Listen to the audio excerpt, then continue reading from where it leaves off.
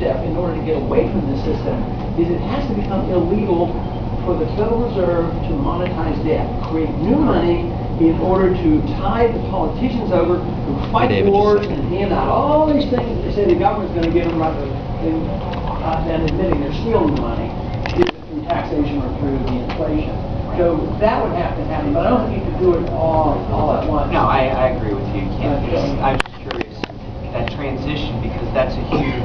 Yeah, if you overdo it, it would be very, very, very chaotic. But if we do nothing, it's going to be very, very chaotic, because then the currency ends in Because are the assets in gold and silver existent within our quote-unquote United States government today that have the assets of the gold and silver to back this transition? I mean, I go back to thinking about the things that happened with Kennedy and the transition for the $2 silver certificate and that sort of stuff. That's where I'm heading with that. But do we have those assets? Because, you know, there's speculation that there is no gold. That's a very good question, and I've been on a bill, I introduced a bill for a long time, dealing with trying to do an audit.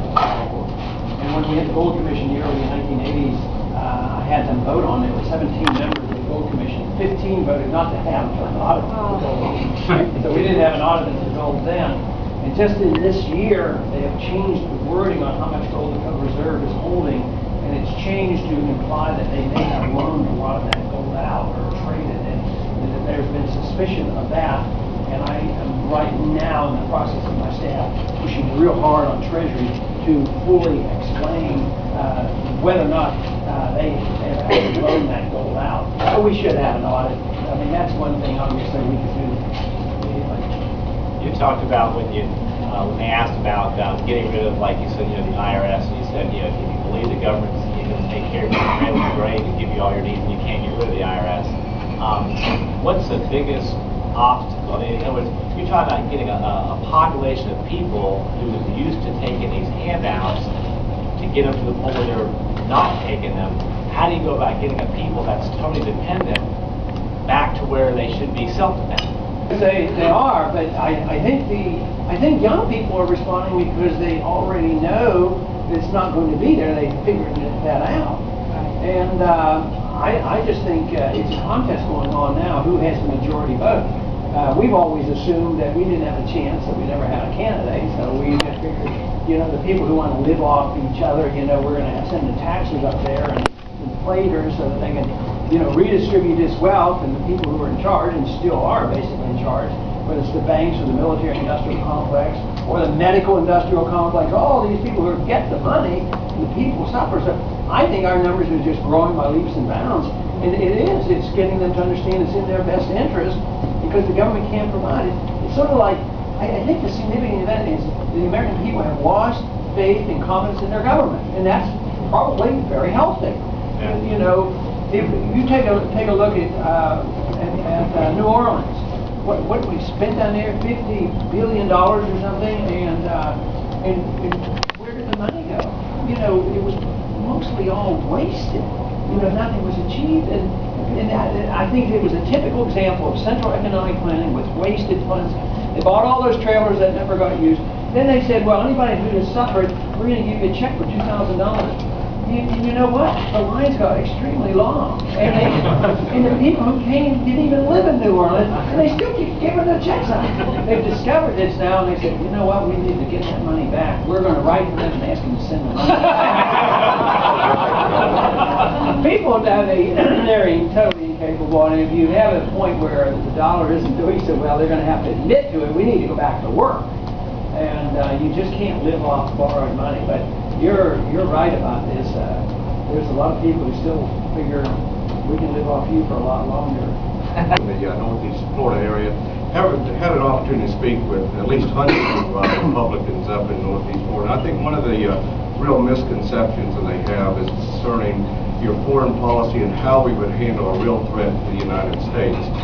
And hopefully I haven't mischaracterized some of the things that I have read, but I've attempted to let them know that if there was a real threat to the United States, the difference between what your policy would be and some of the policies that we've experienced is that you would take that real threat information to the U.S. Congress, allow them to analyze that information, and once we had a declaration of war against that enemy or that threat, that we would unleash the fury of the U.S. military and our might against that real threat, and not get us engaged in another military police action. And one of the things that they have said is that they have not heard this type of position coming from you, and said, yeah, that is essentially what we believe and believe it should be. And is there a way that we could convey this message so people understand that we're not going to close our eyes and ears to a real threat to the U.S. and gonna do as the Constitution allows?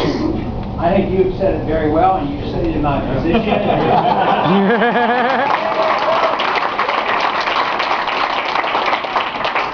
But the president has that obligation, you know, to go to Congress and get the permission if you have to go to war. But I did vote for the authority to go after the Al-Qaeda after 9/11, you know, to go to Afghanistan. Even though I thought that was mishandled because we forgot about the Al-Qaeda, we went into nation building in Afghanistan, then we go over into Iraq. You know, so we've gone way off tangent. But, and the president also has the responsibility of responding even before going to Congress if there's an attack or an imminent attack. You know, and they debated this in the convention, that this doesn't mean the president has to wait around. If you're under an attack, you do something about it.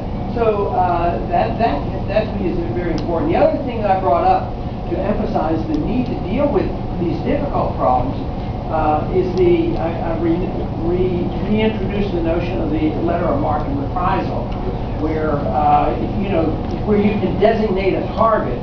Al-Qaeda was not that large. I know they were determined. There were probably about 100 people or so that would be willing